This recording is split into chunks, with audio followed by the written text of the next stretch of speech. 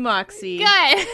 How do you have any euphorolytic testimonials? Have you been living the message? Did I have a real challenge yesterday? Oh, and excellent. We can get into it, but please, everyone, sit back and join us, and we'll tell you all about it.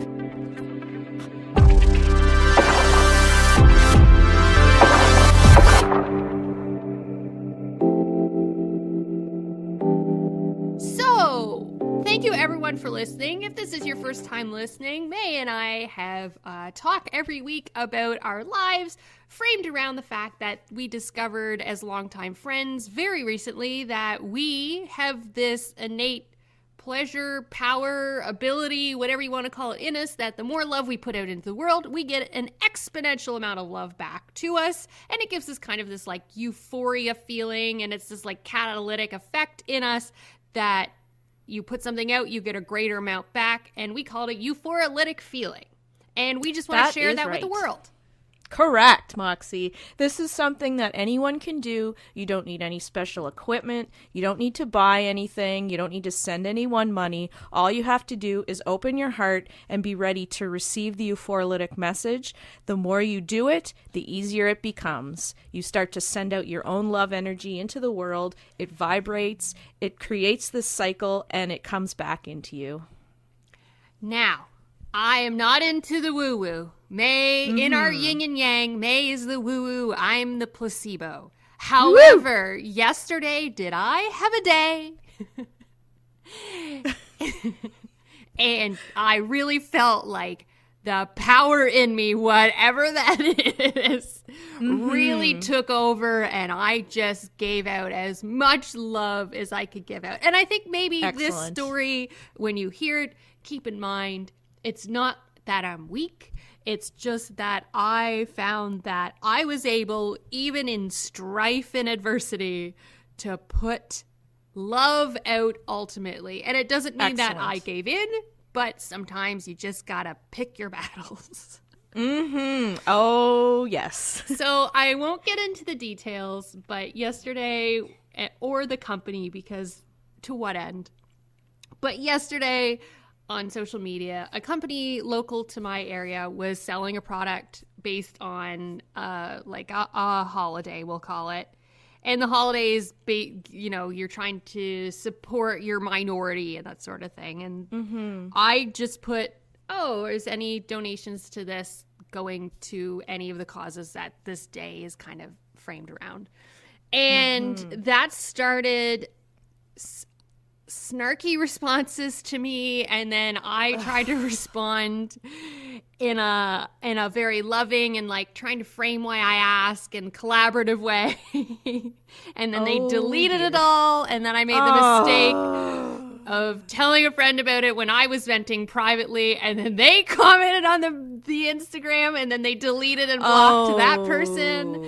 And I mean, it's never a good idea to like delete non-attacking comments on your social media. So in a moment of weakness, it's still up. I haven't deleted it because I don't delete things. I posted my interaction with the company on my stories. Oh, no, you pulled a May. But like no editorial. I just posted what happened because I had heard this company has had conflict with people before.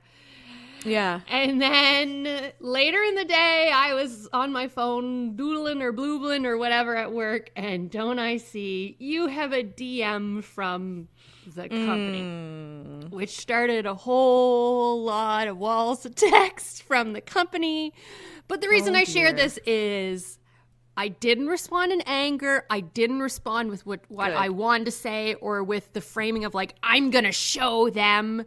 Every response I gave, I was really trying to be like collaborative and like, this is why I asked that question and this is why it's important to me. And they definitely never saw any of the points I was saying and were just like, well, you should have emailed us. I'm like, why? That's what social media is for. I asked you like a yes, no question. And in the end, I was just like, I don't want to say like I'm Gandhi or anything, but in the end, I was just like, well, you know what? It's great to feel strongly about something. I hope you have a great weekend. Have a good day. And they were like, okay, bye. They're probably like, ha ha, we showed her. Bye, Felicia. Like, no, that's the right thing to do, really, because unfortunately, you're not always going to change people's minds. Exactly.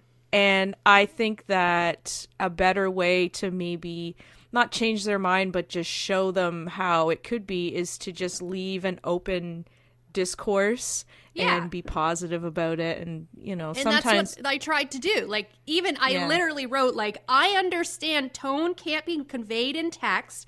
I am saying this openly and warmly. Like, I probably sounded like an absolute psycho, but I was trying to be, like, open and warm, and I wanted them to know that I wasn't like, yeah.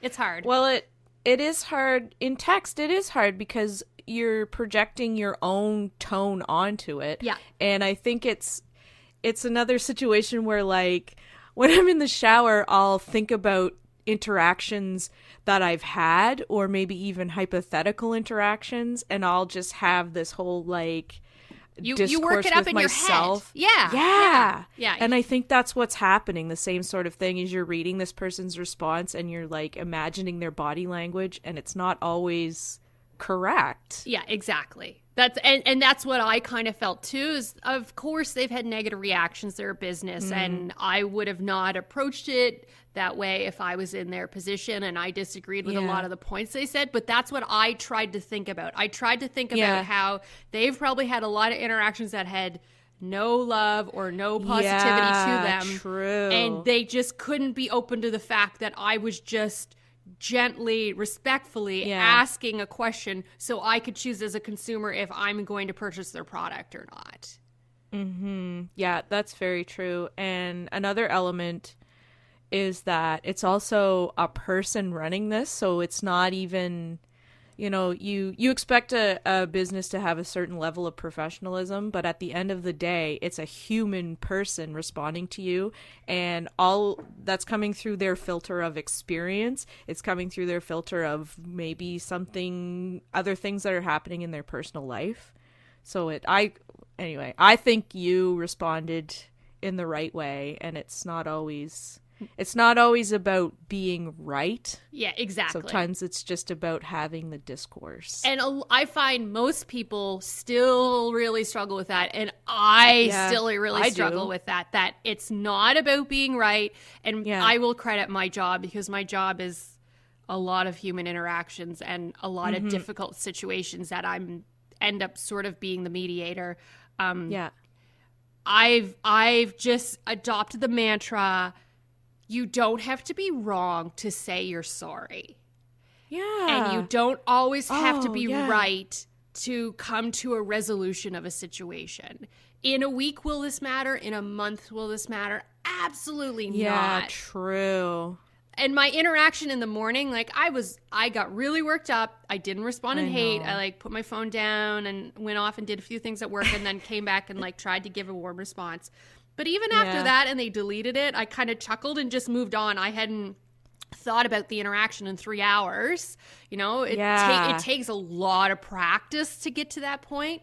But I am so much better now because of my job. It's just you just have to move on. It's not affecting them at all. Your emotional negative reaction is only ruining your day. It's not helping. It's not getting back at them. It's only getting back at yourself.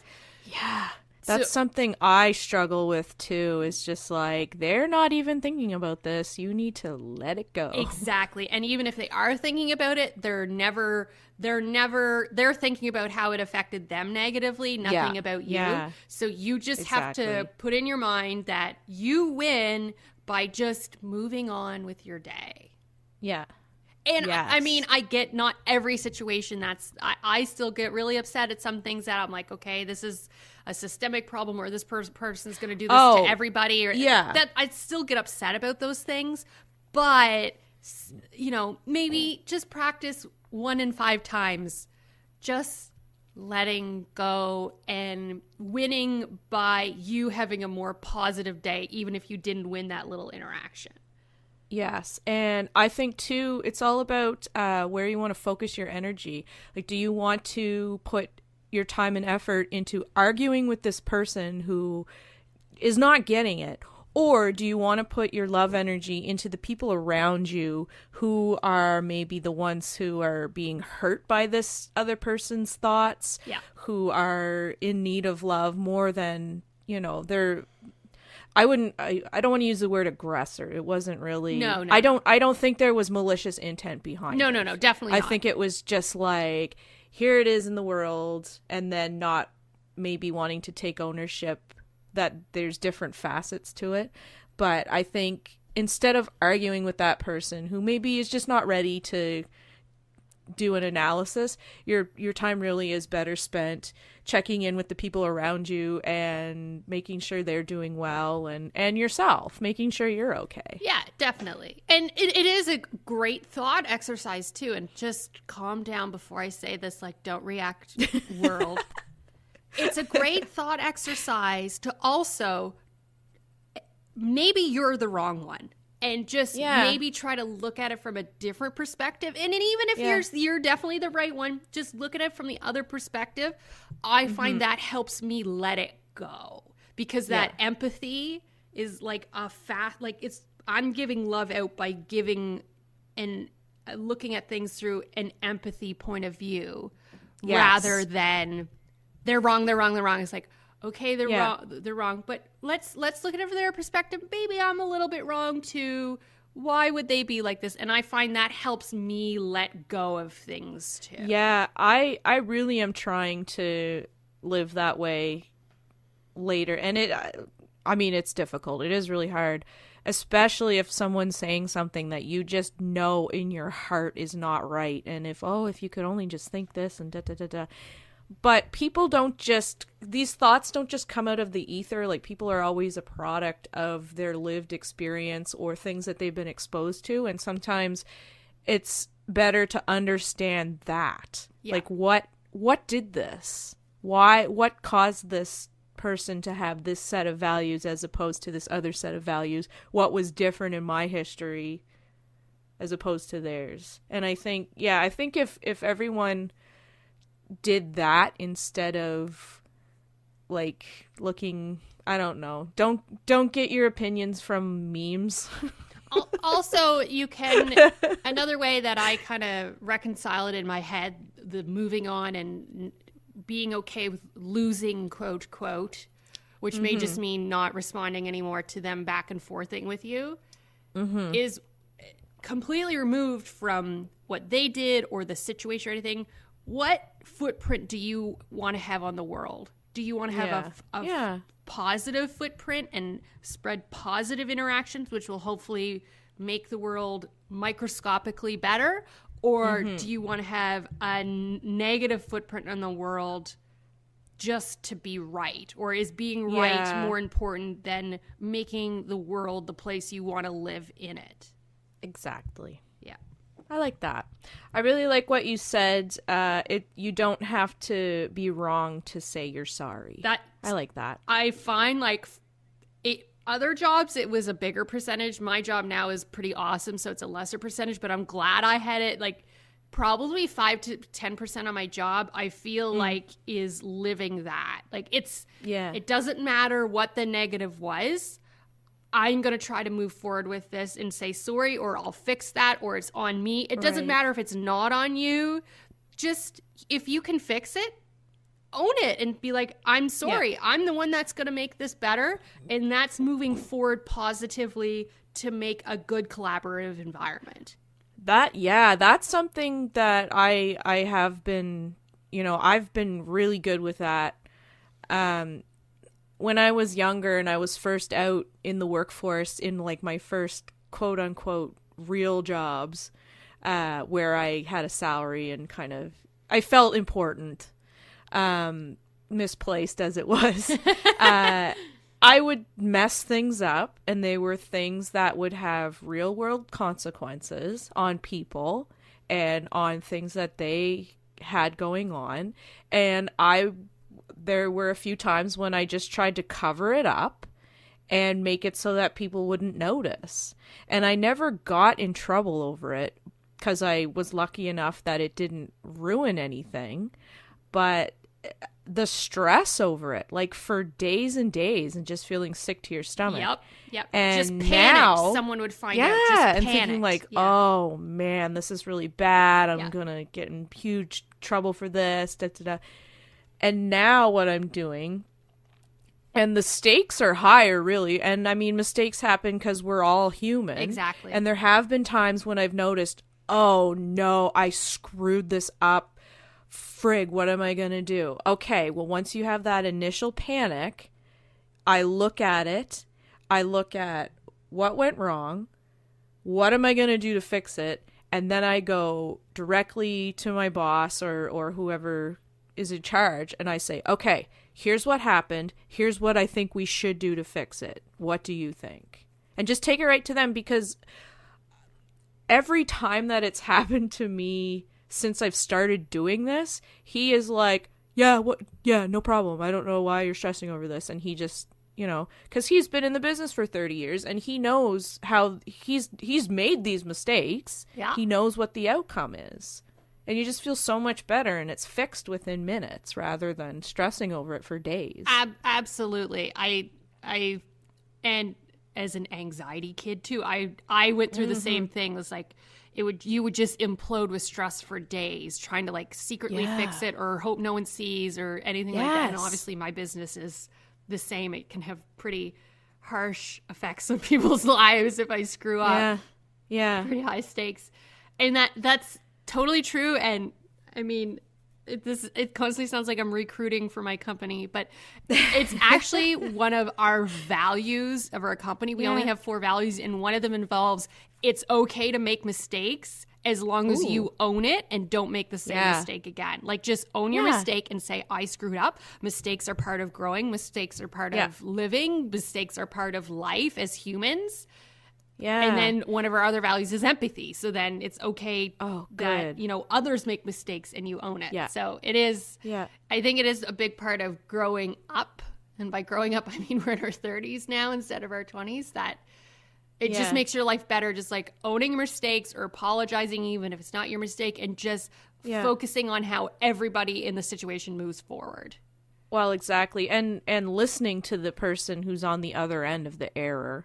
And really hearing them and saying, I understand why you're upset. Yeah. This is bad, and here's what we're going to do to fix it. So, but I don't ever have to have that discussion with the client, so. Someday, that'll be me. Oh, it's Circle always of me, life. The one delivering the bad news. I'm very sorry for that. But honestly, I think that's why I slowly became okay with giving the apology, even if I didn't do anything wrong. Yeah, true. So, do you have a crystal for us today, May? I certainly do, and you're gonna laugh. This one has a twist ending. Oh no. Okay, so the crystal that I chose, I'm actually running out of crystals that I have in my house. So I'm going to have You're to gonna start have to buy some more. Yes, I was looking for an excuse. So, and it's been a while. It's been probably over a year since I bought. Nope, that's a huge lie. I just bought one about a month ago for my desk. Never mind. The crystal that I thought I would speak about today is the green onyx. Now, when you think of an onyx stone, it's usually like this very dark black, kind of reflective a little bit stone. And you don't always think about them coming in different colors, but there is a green onyx, which is a beautiful bright green color. They look very much like an emerald. And they were known to the Greeks and the Romans, and they were highly prized as a gemstone. This stone will help you get rid of negative perceptions. It's going to help you also to move forward from sadness, move forward from grief. And I believe that's because of the beautiful green color that's in it. It's kind of like the springtime of renewal, of moving past that period where everything's kind of died and looking very plain. So that's going to help you move forward from that. It's also good for physical healing, as opposed to a lot of the stones are more for emotional healing. But this one is actually considered to be good for your hair and good for your nails. Okay. Yeah. Sure. And it's true. It's supposed to be good for your hair and good for your nails. Optimistic, a crystal helps my hair and nails. Well, I mean, my hair is really nice and curly, so I don't know. But my nails have been very weak lately too, so I don't know what that's about. I'm wondering if I'm eating too many oranges. Is that a thing? You can OD on vitamin C, but yeah, I think the dosage, like, you'd have to be eating like 5 to 10 a day. Oh yeah, no, nowhere near that. I'm having I would say my average is 1 every 2 days. Oh, I'm trying to have one daily, but I love how that's I'm probably okay. the world you live in where that's like a lot. Yeah. Well, I mean, yeah, it's sad. So my nails have been weak, but I mean, I'm not doing enough work with the green onyx.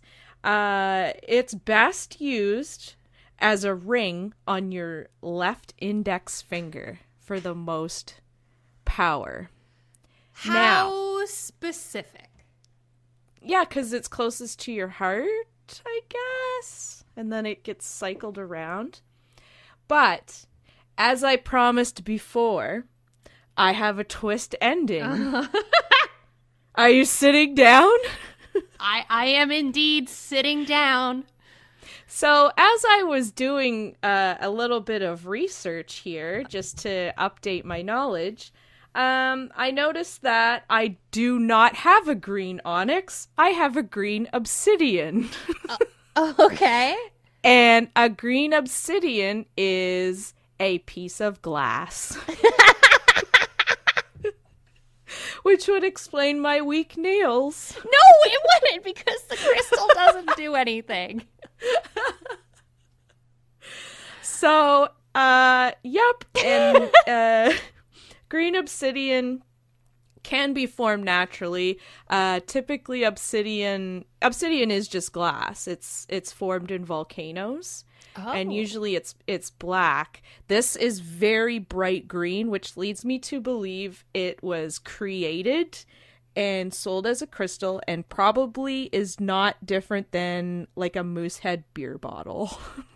Yeah.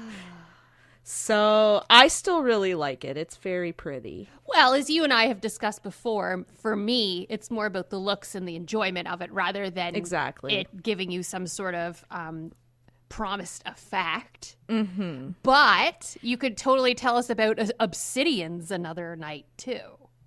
Well, that's about it, though. Oh, okay. I think it was actually, just off the top of my head, it was used for arrowheads and for cutting tools. Oh, that's really it's cool. All being glass, but also it's a little like tougher than glass because it's made of, well, I mean, all glass is made of sand, but just due to the way it's forged formed, at a high heat compared to normal glass or some you thing could, like that. Yeah, you could make you could take chips out of it, so you could almost not really carve it, but it doesn't shatter, so you could make it into arrowheads and cutting tools very easily. So fun. That's like the practical use of it, which I think is cool and just as important as a metaphysical use. Sure.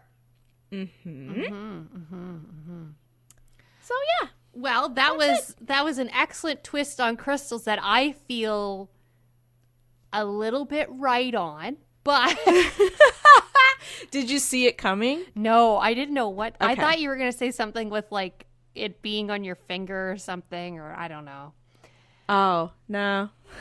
But I will just practice my letting go of that too, because excellent. We'll Perfect. move forward together collaboratively and with love for our week. Wonderful.